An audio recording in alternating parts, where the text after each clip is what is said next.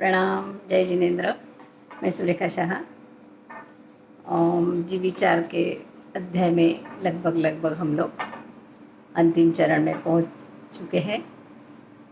अब तक हमने शरीर की ऊंचाई यानी अवगाहना, आयुष्य, स्व का स्थिति में अंत में शायद मैंने स्व का स्थिति द्वार को समाप्त होता है तो अवगाहना बोला है और मिच्छामि दुक्कडम। ऐसे कुछ भी मेरे से गलती हुई हो तो त्रिविध त्रिविध मिच्छामि दुक्कडम, जिनाज्ञा विरुद्ध तो कुछ भी बोला गया हो कोई भी वीडियो में तो मिच्छामि दुक्कडम। प्राण द्वार देखें। उसके बाद अब हम देखेंगे योनि द्वार। योनि यानी जीव के उत्पत्ति का स्थान, जहाँ जीव उत्पन्न होते हैं। जीव अनंत है तो उसके उत्पत्ति स्थान असंख्य हैं। जैसे एक वर्ण, गंध, रस, स्पर्श वाले जो जीव होते हैं और आकार संस्थान यानी उनकी एक योनि कही जाती है। जैसे कोई वस्तु है, मोबाइल है, जियो का मोबाइल, वो जिस फैक्ट्री से निकलता है वहाँ से ढेर सारे मोबाइल निकलते हैं, परंतु कहा जाता है एक ही फैक्ट्री में से निकले ढेर सारे एक जैसे मोबाइल, तो एक योनि। इस प्रकार 84 लाख जीवों की योनि है, जो हम 7 लाख में बोलते हैं। 7 लाख पृथ्वी का है, 7 लाख अब काय की योनि, 7 लाख तेव काय की योनि, 7 लाख वाहू काय की योनि, 7 लाख काय वाहू काय, पृथ्वी काय, अब काय, तेव काय, वाहू काय, 10 लाख प्रत्येक वनस्पति काय की योनि, 14 लाख साधारण वनस्पति काय, 2 लाख, 2 लाख बेंद्रिय, 2 लाख तेंद्रिय, 2 लाख चौरेंद्रिय, 4 लाख देवता, 4 लाख नारकी, 4 लाख तिर्यंच पंचेंद्रिय, 14 लाख मनुष्य। इस प्रकार टोटल 84 लाख जीव की योनि है। कैसे कैसे योनि में हम उत्पन्न होते थे, कैसे कैसे दुख सहन किया, क्या क्या होता है, चारों गति में कितने काल तक हमने भ्रमण किया,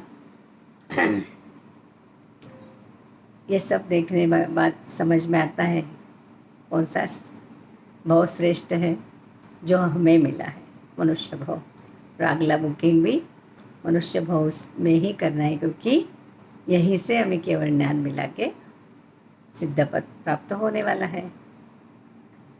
ज्ञानी भगवंतों ने 4 वस्तु की प्राप्ति अत्यंत दुर्लभ कही है।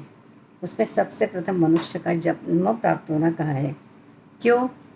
ये जो विचार पढ़ के आपके समझ में आ गया होगा। एक बार गलती से भी मोह अज्ञानता के वश अगर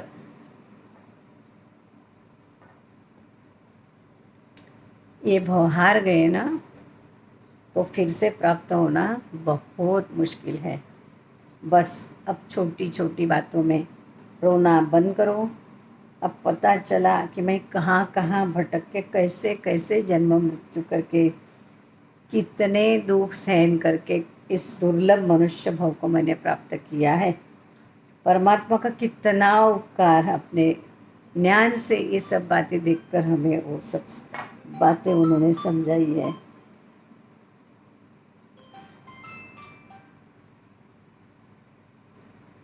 ज्ञान में देखकर ये सारी बातें हमें बताई है।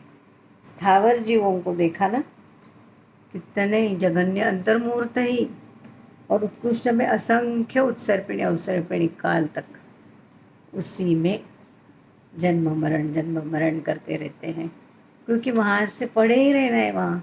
वहाँ से बाहर निकालने का है कोई निमित्त? कोई नहीं। सूक्ष्म निगोद व्यवहार, अव्यवहार राशि, अनंत पुद्गल परावर्त काल, वही रहना है। जब एक जीव सिद्ध बनता है एक जीव सिद्ध बनता है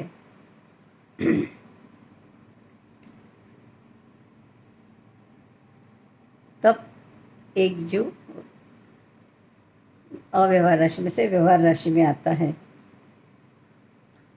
अब इतना सब जीवों को समझ लेने के बाद सोचो अब मेरी करनी कैसी होनी चाहिए।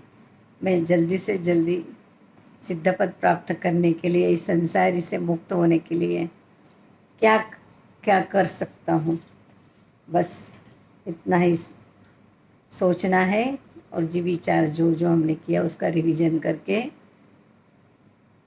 उसका चिंतन मनन बहुत बार बार करना है। आगे सिद्धपद का हम विवेचन अगले वीडियो में देखेंगे। धन्यवाद।